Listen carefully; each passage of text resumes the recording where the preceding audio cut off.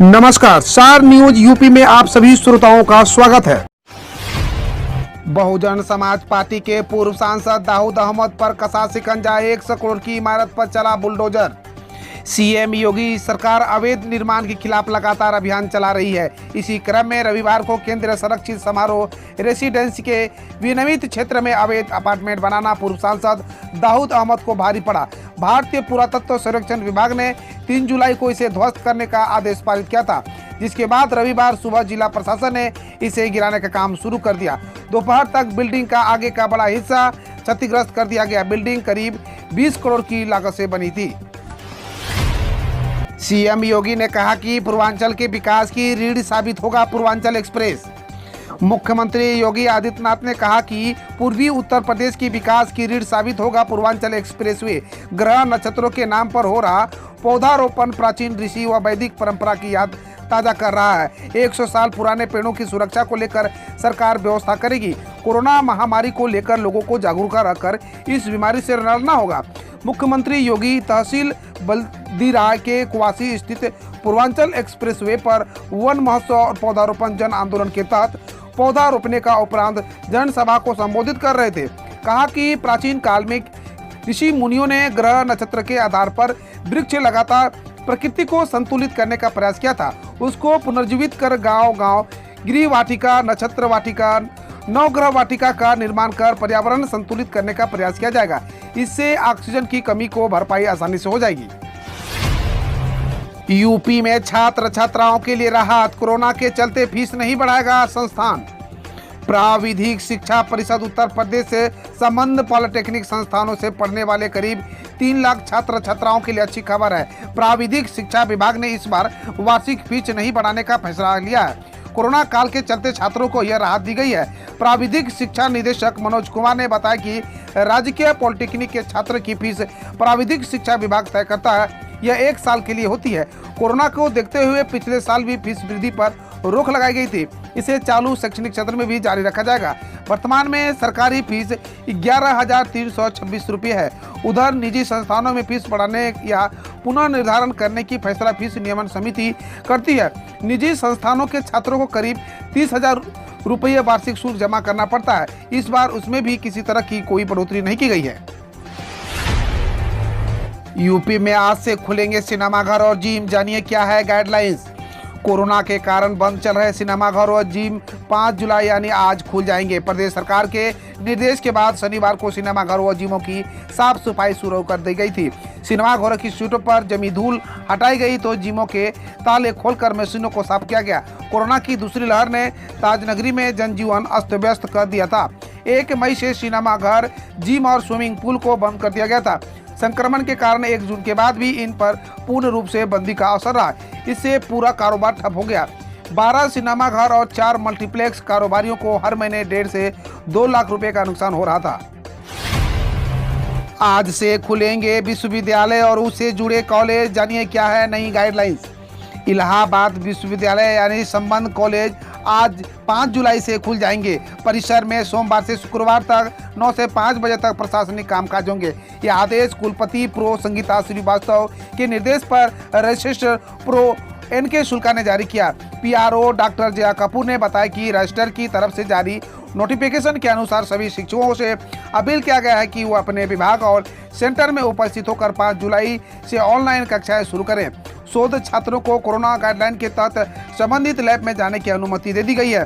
सभी विभागों के अध्यक्ष को अपने उन कर्मचारियों को छूट देने का अधिकार दिया गया है जो स्वयं कोरोना संक्रमित हो अथवा उनके परिवार का कोई सदस्य संक्रमित हो। यह छूट तभी दी जाएगी जब संबंधित शिक्षक अथवा कर्मचारी निर्धारित माध्यम से लिखित आवेदन करेगा।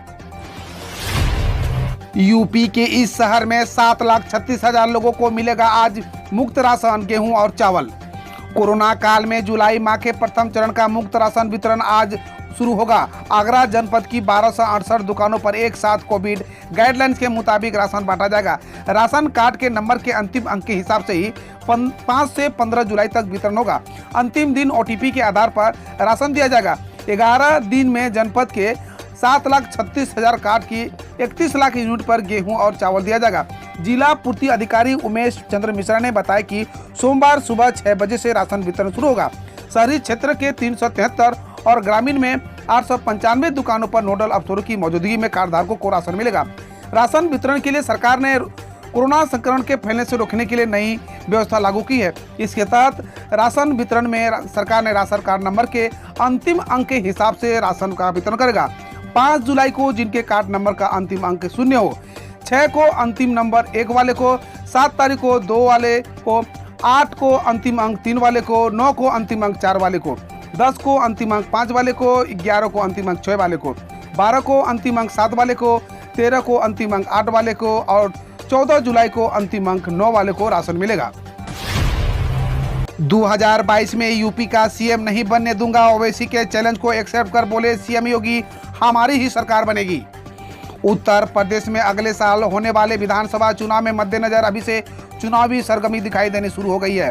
AIMIM प्रमुख सदाउद्दीन ओवैसी ने 2022 में योगी आदित्यनाथ को सीएम नहीं बनने देने की चुनौती दी थी। ओवैसी की इस घोषणा पर उत्तर प्रदेश के मुख्यमंत्री योगी आदित्यनाथ ने अब प्रतिक्रिया दी है। सीएम योगी ने ओवैसी को बड़ा नेता करार दिया और उनकी चुनौती को स्वीकार कर लिया।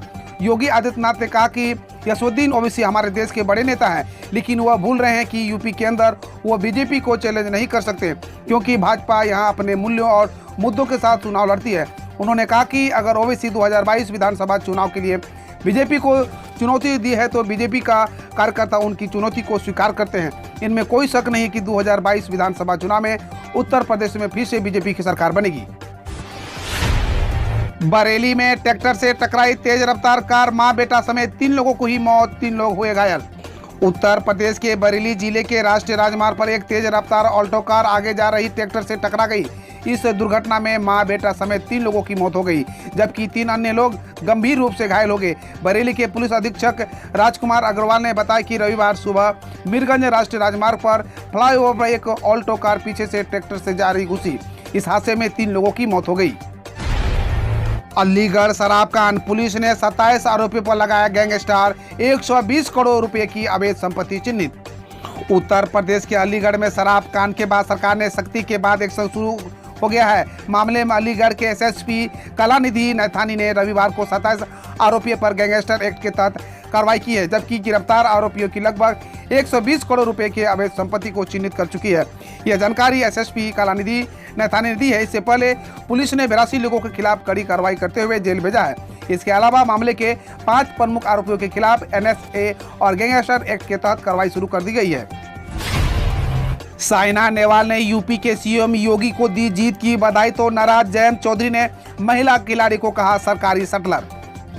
उत्तर प्रदेश में जिला पंचायत अध्यक्ष पद के चुनाव में सत्तारूढ़ बीजेपी की जीत पर बैडमिंटन खिलाड़ी साइना नेहवाल का मुख्यमंत्री योगी आदित्यनाथ को बधाई देना राष्ट्रीय लोक दल के अध्यक्ष जयंत चौधरी ने नागवार गुजरा और उन्होंने साइना को सरकारी शटलर करार दिया।